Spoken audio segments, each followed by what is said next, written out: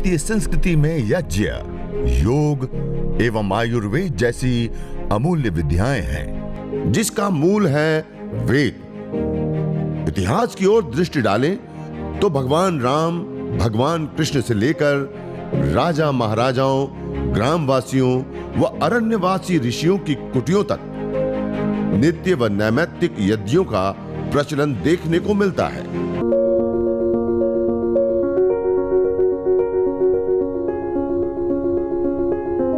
पूना का एक केस आया कि 7वें महीने में गर्भ के अंदर बच्चा एकदम निष्क्रिय हो गया था, छोटा हो गया था पूरा, और डॉक्टर ने बोला कि अब तो अबॉर्शन करना पड़ेगा इसका। वहां से फोन आया तो हमने डॉक्टर तारा सिंह जी जो आपके बीच में है यहाँ पर, उनसे बात की तो उन्होंने बोला कि उनको यज्ञ कराओ।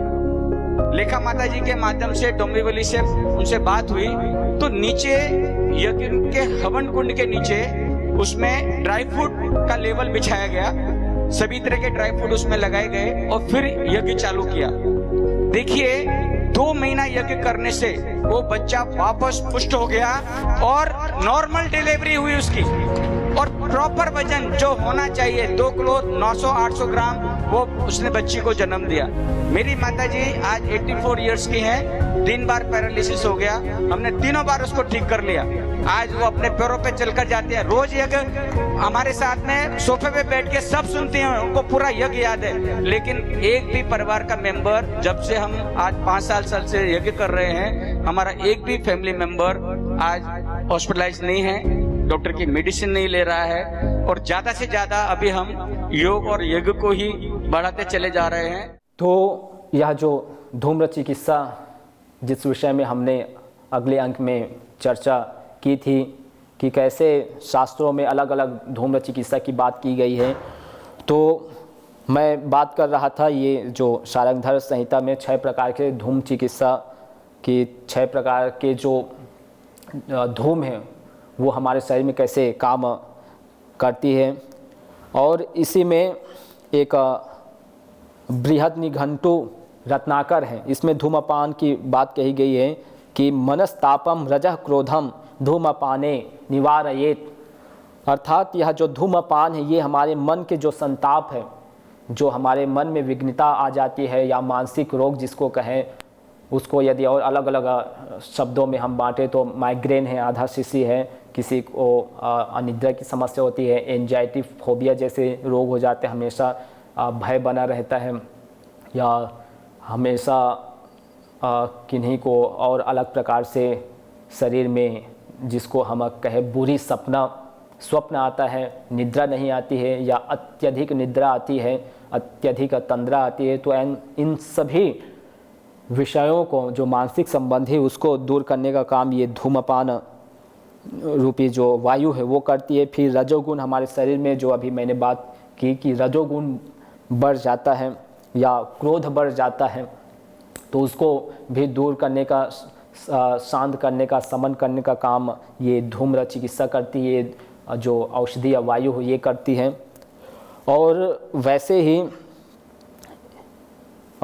ये एक श्लोक है शारंगधर संहिता का ही है कि अन्येपि धूमा गेहेषु कर्तव्य रोग शांतये मयूर पिच्छम पिंबस्य पत्राणि वृहति फलम मरीचम हिंगु मांसी च बीजम कर्पास संभवम गजदंतश्च तच्चूर्णम किंचित घृत विमिश्रितम गेहेषु धूपनम दत्तम सर्वान् बाल ग्रहान जयेत।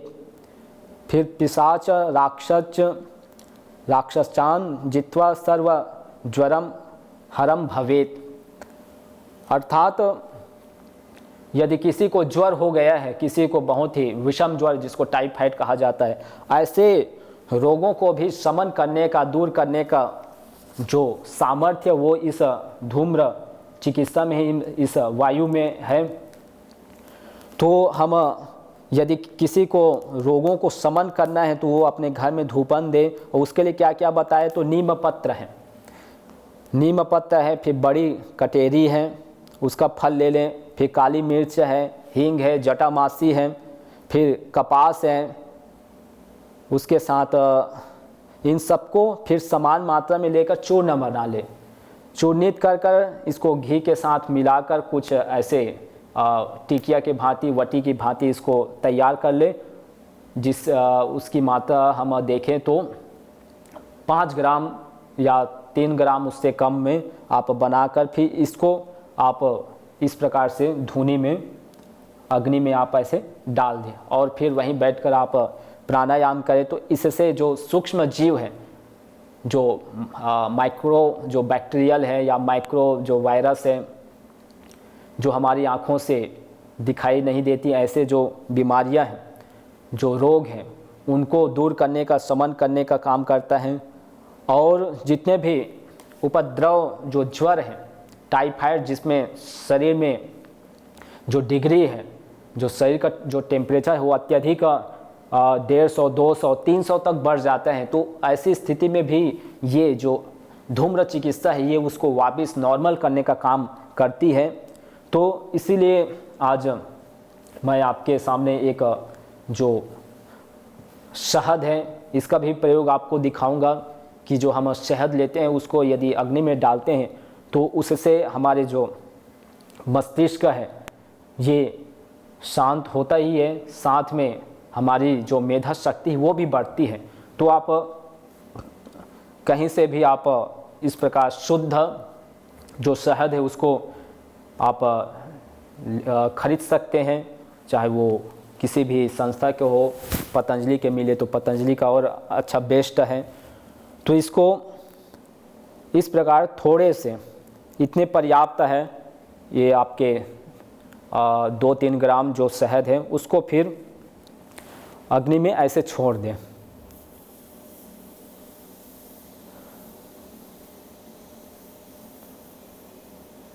और छोड़ने के पश्चात फिर जिनको माइग्रेन पेन है, जिनको आधाशिशी है, जिनको बहुत ही चिड़चिड़ापन रहता है, निद्रा की समस्या रहती है या निद्रा ही नहीं आती, गलत विचार आते हैं, भय बना रहते हैं, एंजाइटी, फोबिया जैसे, या जिनको पैरालिसिस, मिर्गी, एपिलिप्सी या पार्किंग्स, ब्रेन हेमरेज हो जाता है, तो इन सभी प्रकार के जो मस्तिष्क संबंधी रोग हैं उनके लिए ये जो मैंने इस जो सारंगधर संहिता में जो बताए हैं उनको बताया।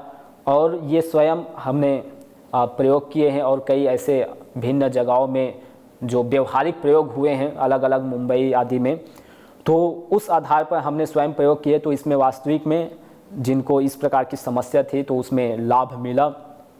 तो आप इस प्रकार आप डाल दें और फिर बैठकर वहीं पर आप प्राणायाम करें।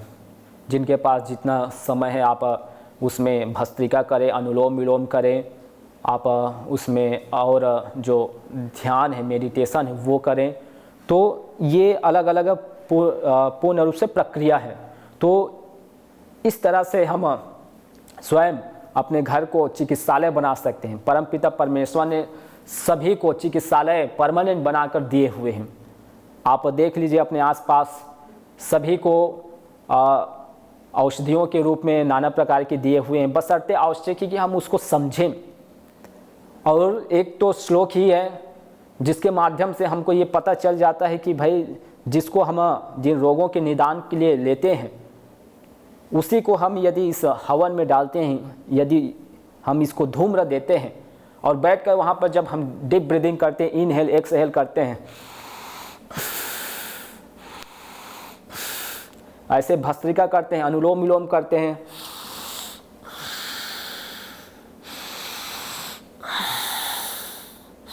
ऐसे लंबा हम श्वास लेते रहे, छोड़ते रहे, तो इससे हम बड़े बड़े रोगों को दूर कर सकते हैं। स्वयं अथर्व वेद में कहा गया है कि यदि किसी को अनुवांशिक रोग हो गया है, जेनेटिक रोग, डिसीज हो गया है, तो वो भी अपामार, जो जिसको हम कहते हैं आम भाषा में चिड़चिड़ा, लट जीरा, वो कहीं पर भी आपको ऐसे चलते हुए रास्ते में मिल जाएगा। तो ऐसी जो परंपरागत हमारी औषधि रही है, और ये सिर्फ एक परंपरागत ही नहीं बल्कि इसमें साइंटिफिक भी है कि ये वास्तविक में इसके अंदर ऐसे तत्व पाए जाते हैं, ऐसे इसके अंदर खनिज तत्व पाए जाते हैं, मिनरल्स पाए जाते हैं जो हमारे शरीर में किसी प्रकार की कमी है या बढ़ गए हैं उसको बैलेंस करने का काम करती है। तो मैं बता रहा था आपको शहद, तो ये शहद हमने अजवाइन का लिए हुए हैं, क्योंकि अजवाइन जो हम मसाले के रूप में लेते हैं तो हमारे गले के लिए अच्छा होता है। जिनको सर्दी जुकाम होता है, जिनको कफ बनते रहते हैं बार बार, या जिनको प्रतिशाय सर्दी हो जाती है, कभी भी थोड़े से ऋतु परिवर्तन होती है या बदल जाता है, तो ऐसी स्थिति में आप सूखे अजवाइन को भी ले सकते हैं। जो मसाले में हम प्रयोग करते हैं उसको ऐसे आप डाल दो और फिर बैठकर वहीं आप प्राणायाम करो, ध्यान, भजन, जो भी आप करना चाहते हैं कीजिए। और उसके आप शहद भी ले सकते हैं, ये आपको मार्केट में अवेलेबल भी हो जाता है। अलग अलग जो औषधियों के शहद है, उसमें अजवाइन के शहद हैं, उसमें फिर जामुन के शहद हैं, उसमें और ऐसे बहुत सारे जो मल्टीपल जो शहद हैं तो उनको आप प्रयोग कर सकते हैं, नेचुरल जितने भी शहद हैं। तो एक मैं श्लोक बताने वाला था कि आयुर्वेदेषु यत् प्रोक्तम यस्य रोगस्य भेषजम तस्य रोगस्य शांत्यर्थम तेन तेनैव होमयेत्। अर्थात आयुर्वेद में जिन औषधियों का सेवन जिन रोगों के शमन के लिए कहा गया है, उन्हीं रोगों के शमन के लिए यदि उन्हीं औषधियों को हम इसमें अग्नि में डालते हैं, उससे हम धूम्र लेते हैं, तो निश्चित ही हमको उन रोगों में लाभ मिलता है। जैसे हम क्वाथ के लिए हम ज्वरनाशक ज्वर के लिए हम ज्वरनाशक क्वाथ लेते हैं, तो उसको हम जैसे पेय के रूप में लेते हैं, उसको हम और ऐसे सूखे वटी के रूप में लेते हैं। लेकिन उसी क्वाथ को यदि हम इस अग्नि में डाल देते हैं और उससे उत्पन्न जो फ्यूम्स है, जब ये कंबस्टन होती है, ये जो औषधियाँ हैं, तो उससे जो फ्यूम्स तैयार होते हैं, एक एनर्जेटिक जो वायु तैयार होती है, भैषज प्राण ऊर्जा एक हमारे चारों ओर तैयार होती है। वहाँ बैठकर जब हम जिनको ज्वर हो गया है या अत्यधिक जो कुछ नहीं कर पाते हैं, जो बेड में लेटे हुए हैं, तो उनको भी वहीं लेटाकर या फिर जहाँ लेटे हुए हैं वो अपने बेड में, वहीं पर यदि हम उन औषधियों को डालते हैं जिसमें गिलोय है, अपामार है, जिसमें दालचीनी है, शंखपुष्पी है, सरपोंखा है, तो ऐसे बहुत सारे जो औषधियाँ हैं जो रोगों के शमन के लिए, उसमें फिर तुलसी भी है, उसके पंचांग आप लीजिए। तो इन औषधियों को जब हम जिनको ज्वर हो गया है या विषम ज्वर, टाइफाइड हो गया है, तो ऐसे नीम पत्र हैं, जिसमें अभी आपको इसमें मैंने शास्त्रगत जो बताया, चिरायता है, काल मेघ है, तो ये ऐसी औषधियाँ हैं जिसको हम अपने आसपास भी ऐसे मिल जाएगा, नहीं मिलता है जो शहर में रहने वाले हैं या जहाँ पर इस प्रकार मिलता नहीं, तो आप पंसारी के यहाँ से या फिर और अलग अलग जो जहाँ पर शुद्ध रूप से आपको औषधियाँ मिल पाए, तो वहाँ से लेकर आप प्रतिदिन करें और आप स्वयं अनुभव करेंगे एक दिन में ही। जिस प्रकार से हम योग करते हैं, तो योग से जैसे हमारा जो मन है और मन में उठे जो गलत विचार है, अशुभ विचार है, वो रुक जाता है, वहीं उसका स्टॉप हो जाता है। जो हमारे अंदर जो बैड जो थॉट है उसका वहीं ब्रेकअप हो जाता है और फिर जो शुभ विचार है, जो अच्छे विचार है हमारे अंदर बढ़ता है। तो वैसे ही जब हम अग्निहोत्र करते हैं तो प्रथम ही हमारा जो मन है, मस्तिष्क है, ये सबल बन जाता है, हमारा जो मन है वो सहज रुक जाता है। जो श्रीमद् भगवद गीता में धनुर्धर अर्जुन कहते हैं, धनंजय जो कुंती पुत्र हैं, कि चंचलम ही मनः कृष्ण प्रमाथि बलवद दृढ़म तस्याम निग्रहम मन्ये वायुर इव सुदुष्करम, कि हे श्री कृष्ण, यह जो मन है बहुत ही चंचल, इसको रोक पाना वैसा ही जैसे आंधी तूफान वायु को रोकना, अर्थात सामर्थ्य से बाहर है, परंतु जो श्री कृष्ण है वो उनको बहुत ही सहज रूप में बताते हैं कि असंशय महाबाहो मनोनिग्रहम चलम। और कहा गया कि अभ्यासेन तु कौन्तेय वैराग्येन च गृह्यते, कि हे अर्जुन, मैं जानता हूँ, समझता हूँ कि ये जो मन है ये बहुत ही चंचल, इसको रोक पाना बहुत ही कठिन है, परंतु अभ्यासेन तु कौन्तेय वैराग्येन च गृह्यते, परंतु हे कुंती पुत्र, यह जो मन है इसको हम अभ्यास के माध्यम से, वैराग्य के माध्यम से हम रोक सकते हैं। तो अभ्यास किसका करना है? तो वो है इस यज्ञ का, वो है इस आयुर्वेद का, वो है इस योग का।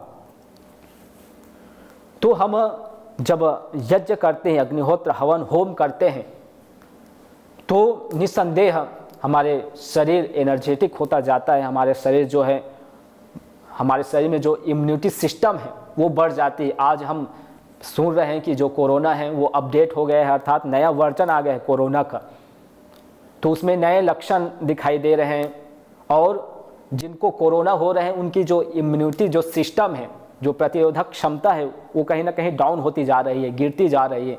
तो ऐसी स्थिति में उन लोगों को और नाना प्रकार के रोग हो रहे हैं, किसी को और सर्दी जुकाम ज्वर हो रहे हैं, किसी को कोई स्किन डिसीज हो रहे हैं, किसी को बीपी की समस्या, डायबिटीज़ की समस्या, हार्ट की समस्या, लंग की समस्या, ब्रेन की समस्या, ट्यूमर्स जो कैंसर है। तो ऐसे बहुत सारे उनके अंदर जो रोग है वो पनप रहे हैं। क्यों? क्योंकि उनके शरीर में जो प्रतिरोधक क्षमता है जो हमारे अंदर होती है रोगों से लड़ने के लिए, बाह्य जो रोग हैं, बाह्य जो परिस्थितियां हैं उससे लड़ने के लिए हमारे अंदर जो सामर्थ्य हमको नेचुरल मिला हुआ है, प्राकृतिक रूप से जो परमपिता परमेश्वर ने हमको दिए हुए इस शरीर को मिला हुआ है, वो धीरे धीरे डाउन होती जा रही है। खान पान के कारण से भी हमारी प्रतिरोधक क्षमता वो धीरे धीरे नष्ट होती जा रही है। तो उसको कैसे बना कर रखें, कैसे हम अपनी प्रतिरोधक क्षमता को बढ़ाएं और जिनके हैं उसको कैसे हम बना कर रखें आगे भविष्य के लिए, तो उसके लिए ये अग्निहोत्र है, हवन है। तो यहाँ हम वही आपको बता रहे हैं कि हम जब अग्निहोत्र करते हैं तो उसमें अलग अलग औषधियों को हम डालते हैं। और भी मैं आपको इस शास्त्रगत कुछ श्लोकों का अर्थ बताता हूँ। इसमें एक और है जो शिरोगत है, इसमें ज्वर के लिए भी कहा गया है, इसमें प्रायोगिक भी बात कही गई है। तो एक है काश श्वास प्रतिश्यायन मन्या हनु शिरो रुजः वात श्लेष्म विकारांश्च हन्या धूम सुयोजितः धूम प्रयोगात् पुरुषः प्रसन्नेन्द्रिय वाड्मंगाः दृढ़ केश द्विजश्रमुः सुगंधि वदनो भवेत। अर्थात इसका अर्थ है कि जिनको काश है, खांसी है, श्वास की समस्या, दमा अस्थमा है, प्रतिश्याय है, सर्दी जुकाम है, मन्या है, जिनके गर्दन मुड़ जाते हैं, तो उसको दूर करने के लिए बहुत ही, जिनके ठुड्डी में या सिर में रोग हो गए हैं तो उसको ठीक करने के लिए जो धूम है बहुत ही उपयोगी है। वैसे ही इंद्रियों को प्रसन्न करना है, अपने जो गले है, कंठ है, स्वर है, उसको बहुत ही सुंदर बनाना है, मधुर बनाना है, प्रिय बनाना है। तो उसके लिए अपने केश को, जो बाल हैं, हेयर है, दांत हैं, टूथ है, दाढ़ी है, मूछ है, मुख है, तो इन सबको अच्छा बनाने के लिए हम धूमपान करें, हम धूम्र चिकित्सा लें। और कहा गया मनः शिलाले क्षारश्च पिप्पल्यो अथ फणिज्जकम केसरम सर्पाश्चैव धूमः शीर्ष विरेचनः, कि जो मैंसिर औषधि है, हड़ताल है, क्षार है, पिप्पली है, मुलेठी है, नाग केसर है और सरसों है, इन सबको समान मात्रा में ले लें और इसको कूट पीस कर फिर जिनको शिरोगत रोग है या कफ हो गए, सिर में भी कफ बढ़ जाते हैं, तो उनको शोधन करने के लिए इन औषधियों को आप ले सकते हैं। तो अलग अलग जो औषधियों हैं उसको प्रयोग करने के लिए कहा गया है। वैसे ही फिर अगले जो श्लोक हैं जिसमें चरक संहिता के सद्वृत्त में 3 प्रकार के धूम प्रयोग का विधान बताए गए हैं कि कैसे हम धूमपान का प्रयोग करें। तो 3 प्रकार का बताए गए, एक प्रायोगिक बताए गए हैं, एक स्नेहिक बताए गए हैं और तीसरा है शिरो वैरेचिक। तो इसमें अलग अलग औषधीय प्रायोगिक में बताया गया है कि मूलहटी, पद्माक है, मंजिष्ठ है, सारीवा है, मुस्ता है, नागमोथर जिसको कहा जाता है, फिर पुन्नाक है, नाग केसर है, तमाल है, तेजपत्र है, पृथ्वीका जिसको बड़ी इलायची कहते हैं, हरेनु जिसको निर्गुंडी कहते हैं, नेंगूर कहते हैं, लाक्षा है, फिर सल्लकी है, शर्करा है, शक्कर है, मधुर है, फिर मदनक है जो मैन फैल हम देखते हैं, फिर मरुआ है, फिर बरगद वट है, पिपली है, पिलखन है, फिर गुलर की जो छाल है, पद्म है, उत्पल है। तो इन सब गंध वाले जो द्रव्य है इसको प्रायोगिक कहा जाता है। और इसमें 2 को छोड़कर हम इसको प्रयोग करें, इसमें कुष्ठ है और तगर है, इन सबको इन दोनों को छोड़कर बाकी जितने भी सुगंधित पदार्थ हैं उनको प्रायोगिक के रूप में गिनाया गया है। फिर जो द्वितीय स्नेहिक है, इसमें अगर है, गुग्गल है, सल्लकी है, शैले है जिसको हम छरीला कहते हैं, फिर नलद है, हाउबेर है जिसको सुगंध वाला, फिर निर्गुंडी है, उसीर जिसको खस बोलते हैं, मुस्ता नागर मोथा, फिर वरांग है, फिर श्रीवेष्टक है जो चीड़ वृक्ष के गोंद आता है उसको, फिर स्थौनेयक जो थुनेर है, परिवेलप है, फिर एल वालुक, फिर मूलहटी है, फिर मोम है, मधुमक्खी की जो छत्ता है उसको भी धुनी में हम प्रयोग करते हैं। फिर बिल्व फल है, उसकी आप मज्जा गूदे को ले सकते हैं। फिर जौ है, तिल है, माँ से उड़द है, फिर केसर है, घी है, ये सब स्नेहिक धूम्र है। और फिर जो स्नेहिक धूम्र है उसमें कुछ और गिनाए गए हैं कि महुए का पुष्प आप प्रयोग कर सकते हैं, जो महुआ फूल होता है जिसको अलग अलग औषधियों के लिए प्रयोग करते हैं, आप उसको भी कर सकते हैं। फिर मुनक्का है, वसा है, तो इन सब को आप प्रयोग करें तो ये स्नेहिक के अंदर आता है। फिर शिरो विरेचन, शोधन के लिए अपने शोधन करना है तो उसके लिए इसमें अलग अलग औषधियों को बताया गया है। इसमें सरसों है, नीम पत्ता है, घी है, नमक है, तो इसको आप प्रयोग करें। तो ऐसे बहुत सारी औषधियाँ हैं जिसको आप प्रयोग कर अपने जो शरीर में किसी प्रकार के रोग आ गए हैं, प्रतिरोधक क्षमता में कमी आ गई है, तो आप उसको दूर करें।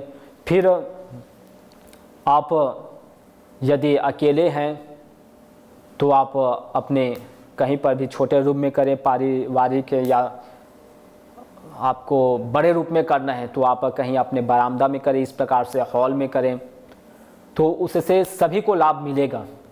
यदि हम खुले में करते हैं, इसको एक ध्यान देने इसमें बातें हैं कि हम खुले में ना करें, क्योंकि खुले में करते हैं तो वो चिकित्सक की दृष्टि से जो वायु जो तैयार होती है वो तुरंत उड़ जाती है, क्योंकि हवाएं चलती रहती है। तो ऐसी स्थिति में जब हम कंट्रोल अवस्था में करते हैं अपने रूम में, अपने घर में, कहीं पर भी, तो वो वायु ठहर पाती है, और वो ठहर पाती है तो हमारे लिए उतनी ही उपयोगी होती है, उतनी ही हमारे शरीर के लिए लाभकारी होती है। तो इसको हम ध्यान रखें और प्रतिदिन इस अग्निहोत्र को करें। तो मैंने आपको कुछ जो शास्त्रों में बात कही गई है वो बताने का प्रयास किए। हम इसी जो धूम्र चिकित्सा है इसको और अगले अंक में आपको बताएंगे, क्योंकि ये जो धूम्र चिकित्सा है ये बहुत ही उपयोगी हमारे लिए। आज हम अपनी संस्कृति की अवज्ञा करने के कारण से कहीं ना कहीं हम रोगी हो चुके हैं, कहीं ना कहीं हमारे विचार में परिवर्तन आ चुका है। तो जब हम अग्निहोत्र करते हैं तो हमारे विचारों में सहज ही सात्विकता आ जाती है, सहज ही हमारा जो विचार है वो बदल जाता है, सहज ही हमारा जीवन बदल जाता है। तो ऐसे यज्ञीय जीवन जिए, अपने परिवार को यज्ञीय बनाएं, अपने समाज को यज्ञीय बनाएं। तो जब हम बदलेंगे तो ये युग बदलेगा, हम सुधरेंगे तो जग सुधरेगा। तो इसी कार्यक्रम को हम पुनः आगे बढ़ाएंगे। तब तक के लिए सभी को नमस्ते, ओम।